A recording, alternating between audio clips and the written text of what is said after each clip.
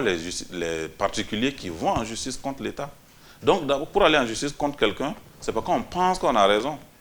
Et donc, il peut arriver des situations, ou plusieurs situations, qu'effectivement, lorsque l'intéressé a raison, les montants en jeu puissent être importants.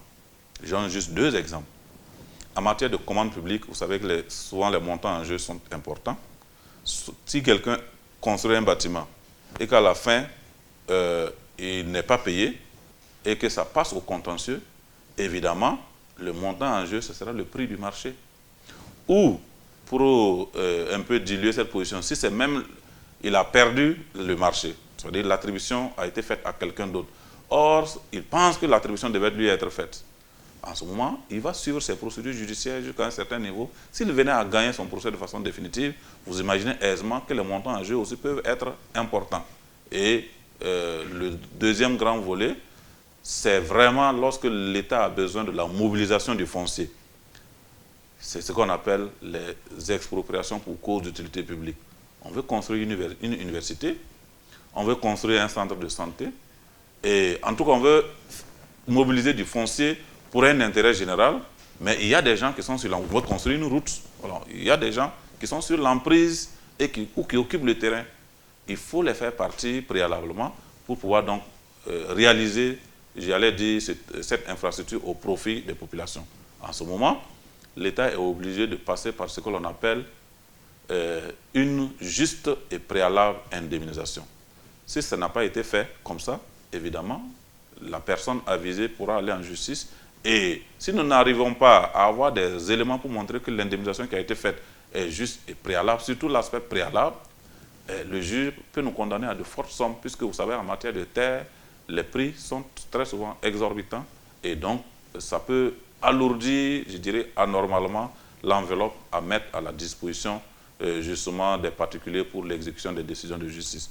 Et donc, si on doit faire le point, on se rend compte que globalement, au cours de l'année, on est dans une fourchette entre 6 et 10 milliards de francs CFA qui sont exposés pour payer des particuliers parce qu'ils auraient donc gagné des procès.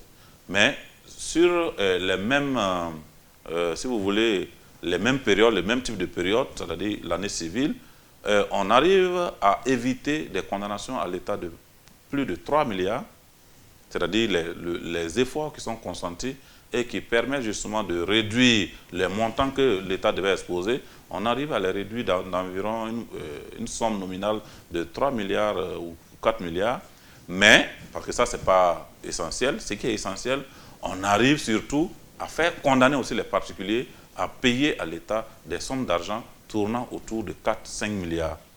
Le grand défi, c'est de pouvoir faire entrer ce montant dans les caisses de l'État. Sinon, en termes de décision de justice favorable à l'État, on est autour donc de 4 milliards au profit de l'État et de 3 milliards comme condamnation évitée. Si on doit donc faire le ratio, bon, finalement, contre les 7 à 10 milliards, on est à peu près... C'est comme si on a un compte équilibré en cette matière. Mais, évidemment, il y a encore un gros effort à faire en termes de prévention pour que ce qu'on expose diminue, mais également en termes de perspicacité pour que ce que l'on gagne, notamment pour ce qui concerne les infractions économiques et financières, là, puisse être à la hauteur des ententes. Et le défi majeur, c'est de faire entrer ça effectivement dans les comptes de l'État.